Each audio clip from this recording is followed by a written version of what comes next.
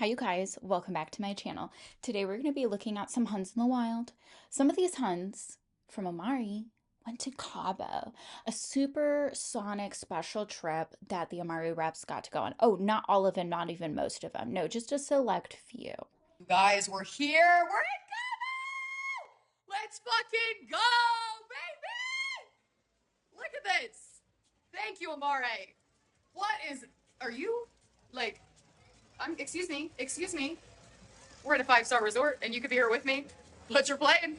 Seriously though, like, Oh, we could be there with her, except we don't want to be, obviously. She says that to her regular audience, I'm assuming, who are she's making this little piece of content. This is from her story with the intended idea that people who are not yet in Amare are going to see this and think, oh my gosh, I can go to Cabo too and stay at a hotel with her. She's so cool, so fierce, and I want to be there too.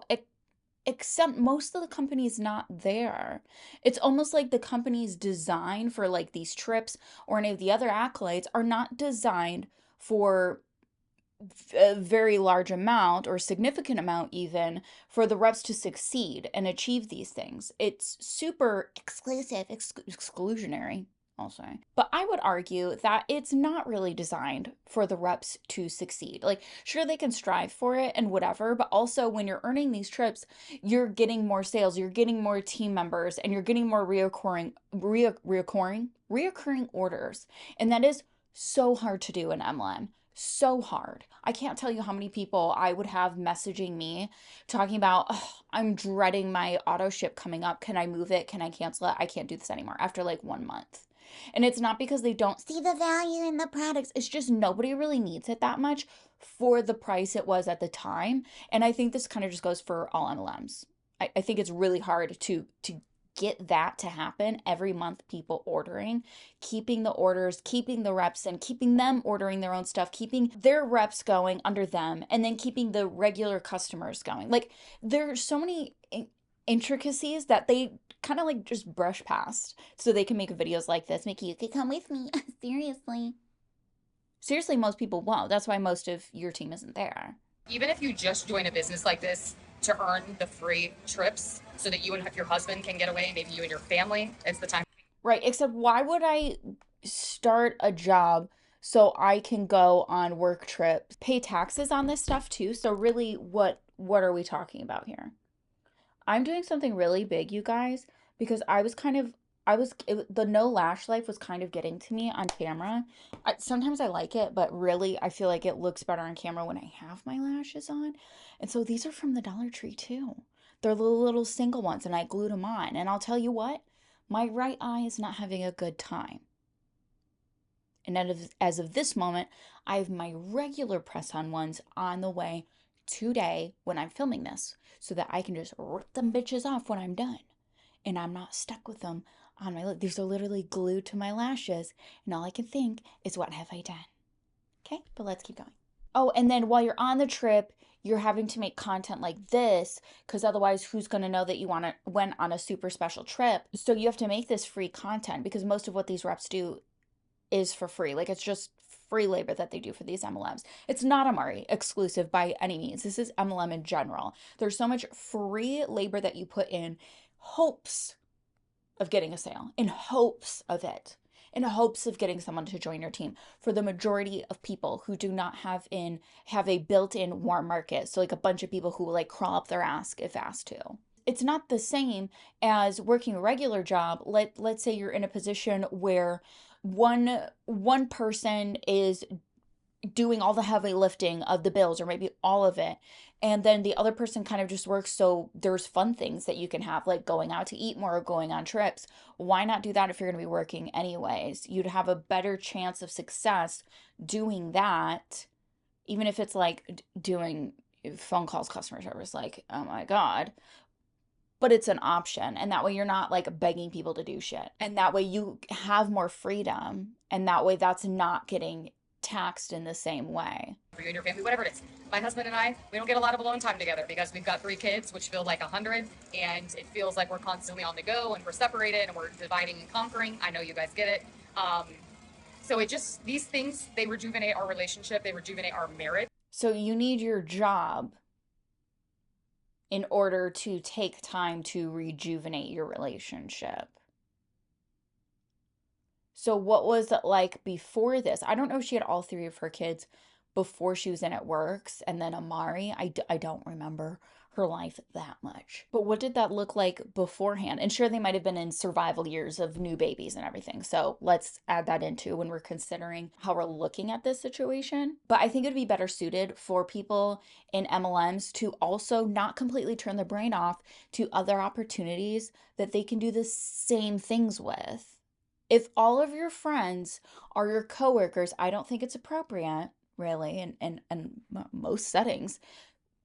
Why not go get a regular job where you're not begging people online to buy the products and doing a bunch of shit for free?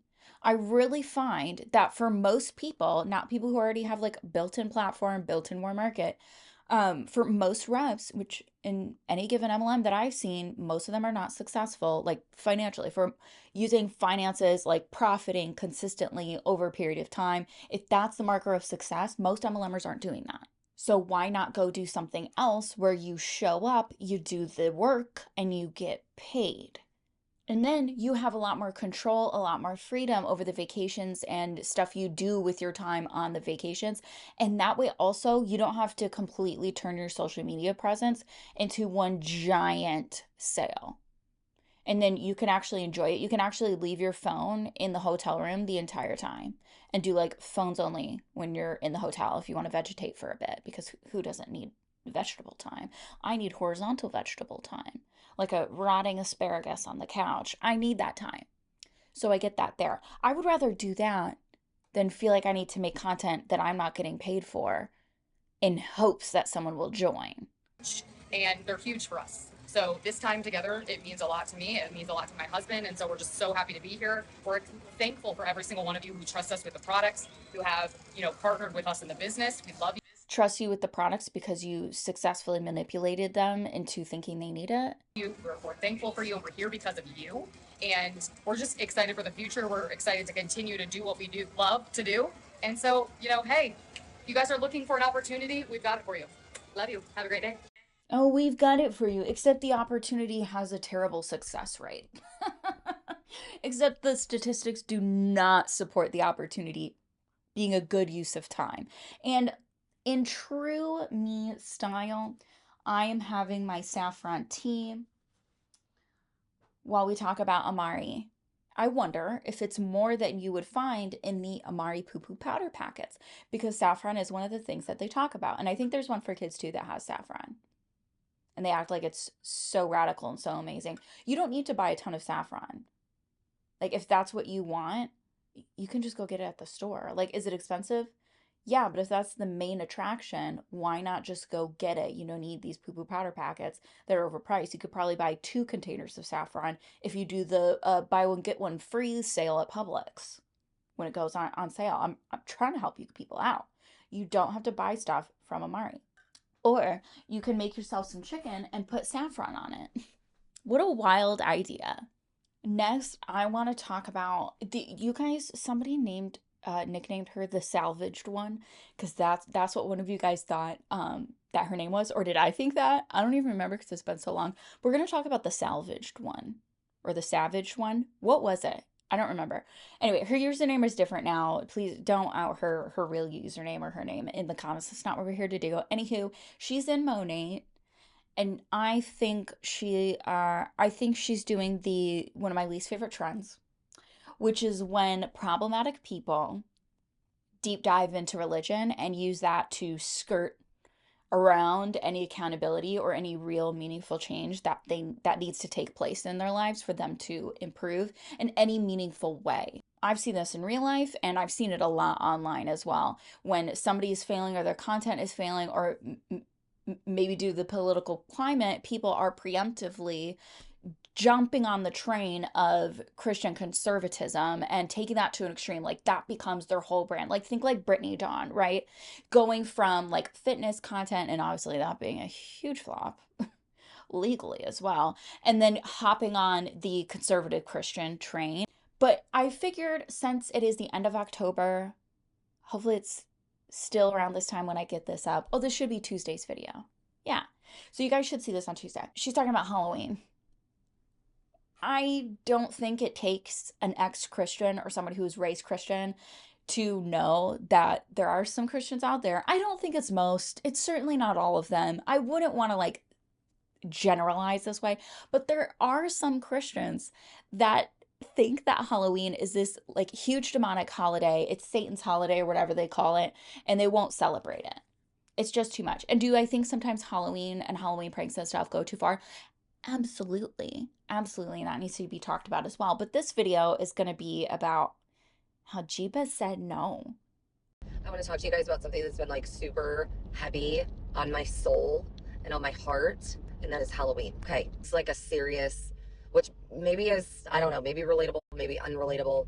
I have always loved Halloween. Okay, I love getting dressed up. I love taking the kids out. I love going to all the little trunk or treats. We love going around our neighborhood. I have loved skulls and crossbones and skeletons, and honestly, almost every single year for birthdays, we did Halloween theme. Okay, so fast forward to 2025, and I'm so spiritually awake that I want nothing to do with Halloween. Okay, I don't. Is it also possible that you are not a good determiner of being spiritually awake? Is it also possible that what you're experiencing isn't spiritual wokeness, it's extreme indoctrination? Sorry, a bus just drove by my house. It was distracting. It sounded like a tornado coming. Is it also possible that you've self-indoctrinated so successfully that now you see people who see any given thing that could be taken as demonic? Like you are adopting that mentality. It's not new. It's not creative. It's giving satanic panic.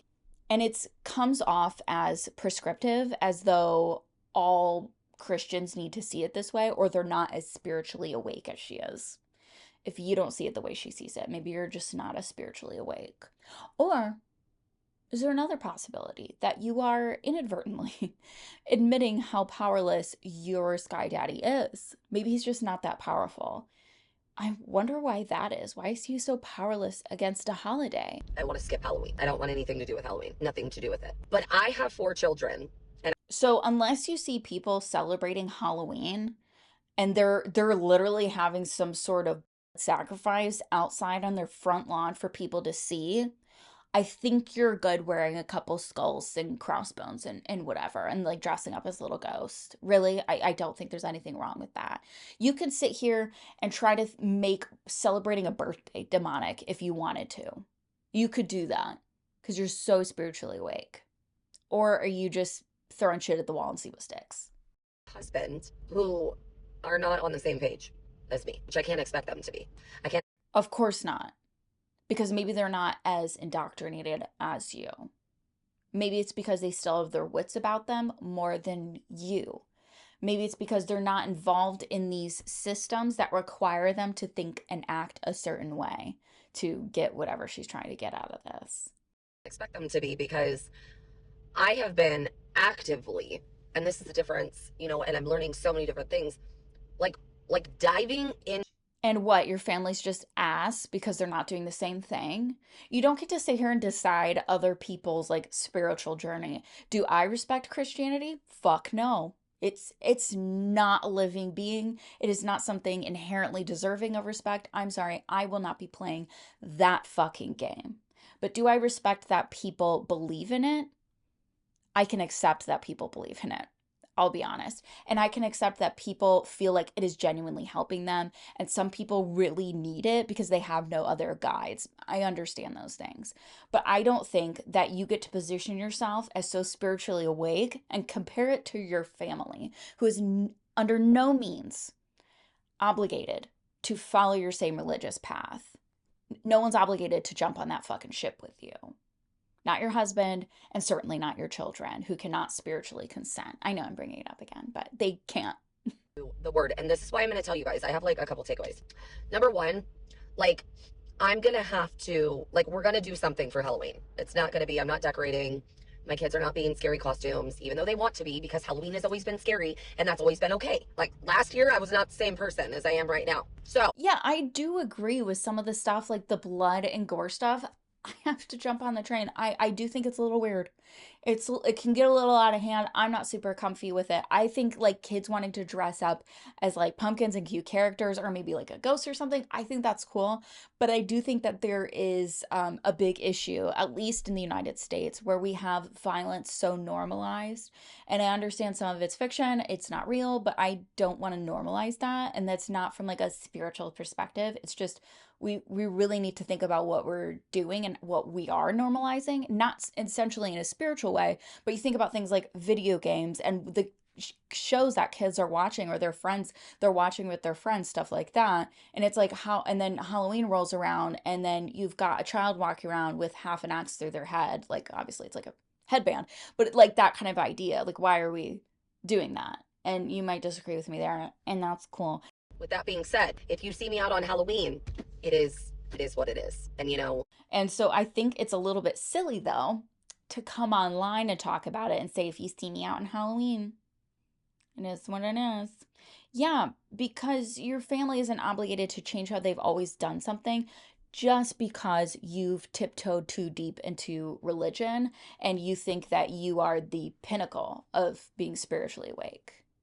I am going to pray over this and spend a lot of time nurturing my family's relationship and growing their faith over the next year. Oh, because God forbid you trust in your Lord and Savior and trust that He's so powerful and magical and amazing, and He will provide the opportunities for them to come to Jesus. Oh, that's right. Well, you probably see yourself as some sort of vengeful warrior for Jeebus. So that maybe next year for Halloween, it's like, you know what? Bye, Halloween. Let's just go. I'm like, Yeah, maybe you can just manipulate your family into no longer celebrating a holiday that they've come to love. Like, why not just make little changes and sit down and explain to them? Because I think her kids are a little bit like older or old enough to understand, like obviously with like catering to their age range and what's appropriate, but like I do think that from what I've seen, her kids are old enough to kind of understand if you're like, let's still do Halloween, but let's make some little changes in how we do it, not this overarching let's just fuck Halloween altogether in 1 year's time. Hopefully I can manipulate every single person to think the way I think about Halloween. That sucks. And because a lot of times moms are the ones making shit happen for holidays and making the holiday magic happen. And so you're just like, let's just not do it at all. Let's just take it away from everybody in this family. Yeah, let's just say fuck this because we're better than everyone. we could go up to Washington, visit my sister, go to like the cute little fall festivals, make it fun. It's just like such a weird thing when, Okay, so you're gonna celebrate the seasons at the turn of the seasons? Oh my God. Like, you have to be a special kind of like ignorant or just like willfully fucking stupid to sit here and celebrate the turn of the seasons or the changing in the seasons and not also connect that to some sort of like demon magic or whatever the fuck she wants to call it. You really have to, because different cultures celebrate the seasons and they call it different things and they celebrate it in different ways. And so you're doing the exact same thing. But you're not worshiping the devil, right? Well, are your kids worshiping the devil on Halloween? No. Okay, so it's really the same thing. maturing out of something, but like the people that you love haven't yet. Are you mature? Do you fucking hear yourself? You're trying to position yourself on this throne of wokeness when really it's just incredibly condescending. And if, like, imagine hearing your parent talk about you like this. They just haven't matured past it. Well, how about you don't celebrate it? Or you just like tag along on what your family's doing. Just because you guys are a family does not mean everyone has to agree on one person's point of view. And it certainly does not make them right. Certainly when it comes to spirituality, you do not get to decide that and like manipulate people towards going the direction that you want. You don't get to control what other people do with their spirituality. Like, of course, you have like a say, and obviously there are exceptions. But for, I think, generally speaking, especially with an open religion like Christianity, you're sitting around here pretending like your family is like maybe they'll get there eventually. Like, what a shit attitude to have, and how insulting to your family. Really, to me, this just seems like a shitty way of coping with her newfound wokeness. And she's like, everybody needs to hop on my new ooh shiny with me. And if they're not, they just haven't matured out of it yet. Okay, well, you don't have to like all the holidays. I certainly don't give a fuck about most holidays. But you don't get to sit here and make it like you matured out of it. That's disgusting. You can just simply say, I don't really enjoy this holiday anymore, and let people be curious if they give a flying fuck. you know? So my husband was like, well, I mean, you don't have to go with us. And I'm like, absolutely not. Like, I need to be like praying over you guys the whole time. Like, what are you thinking? So That's annoying. Can you imagine like her family's going out trick or treating and all you hear is her like in the back because she's gonna have a like if she's gonna have a shit attitude the whole time, she's like in the back and they're like walking, going trick or treating or something, and she the whole time she's like you know whatever the speaking tongues fake shit. That's what she's doing behind them. Oh, bless the Lord for our God, protect my children, and your children are dressed up as little pumpkins going and getting candy from the front door of somebody's house, and you're there chaperoning, making sure they're safe and there's no ritual sacrifice going on. Really? Really? That's how you're gonna be? That's embarrassing. that's Halloween 2025. No scary costumes, no Halloween decorations. My babies want to trick or treat. My kids want to hang out with their friends. And we're making our way towards a better Halloween life. I want to talk to you guys. Well, no, you are. And let's read some of the comments because I looked at this yesterday. And I found some of the comments funny. Obviously, most of the people are supportive, because they're her regular followers, I'm sure. All right, I did like this comment that somebody left. It says, I felt this way years ago. Now I just do everything I do for the kids. If this is everyone's mentality, then Christmas and Easter should be canceled too. 100%. But you're secretly celebrating pagan holidays. So why would you stop? You're obviously at the end of the day, at the root of your beliefs, a pagan. It's not, Christianity is not original. Cancer too. And every day would be just like any other day. Is that how life should be? No. I will still bring cheer to as many kids as many days as possible. Holidays, no holidays. It's all about the kids for me, not the meaning behind it. Don't send me anything. Guarantee I've seen it. And she goes, you're in, check your DMs, because she has some sort of like automated like comment things that like, so if you leave a comment, it automatically sends something and then an automatic comment back like as a response, which is really annoying. So you're gonna check your DMs, and she goes, you never said you'd be messaging us anything for commenting. Is this relationship? No, this is sales. Bye. Clocked it. Clocked it. That's exactly what it is. Because why else would you have some dumb shit like that set up to where people can't even comment without getting you going in their DMs? Like, how irritating. And it's not a worthwhile response. It's not a defense. It's just annoying. I'm so sorry. It's an automatic response to a word that is something you commented. Ignore it. Honestly, thank you for responding and reaching out personally. It just seems like these days we can't comment on anything. It's an automatic message and we are being sold every day, multiple times a day. Yeah, and then she leaves another response, and who needs to read that? You are commenting on an MLMer's page. I am telling you right now, once you join an MLM and you start posting on your social media is no longer just this thing you post for fun. Every post, everything you talk about on your social media becomes part of this web of MLM. So the intention behind it is no longer, oh my God, look at this funny picture of this fluffy bird. It is now, how can I relate to people to get them to spend more time on my page and get curious about what I do? That is the intention at the end of the day, because why else would you be doing a bunch of free labor? Okay, and then I also enjoyed this other comment that said, I respect your opinion and that this is working for you. As you mentioned, there are 5 other people in your family that are not exactly where you are with faith. A drastic change in family tradition that has that was once core memories for kids can be seen as trauma or something they did to cause the change. I am unaware of the age range of your children. It's as if Christmas all of a sudden was taken away because mom converted to Jehovah Witness. There is a passion felt regarding this, so a conversation with the family and understanding of the why this is changing may validate their feelings and questions should they have any. Just a suggestion. And who doesn't love like constructive criticism that kind of like adds something or a different perspective to the conversation? Another person says, why do y'all make this shit your entire personality? I've followed you for years and this is consuming you. Read a book on evolution, please. Period.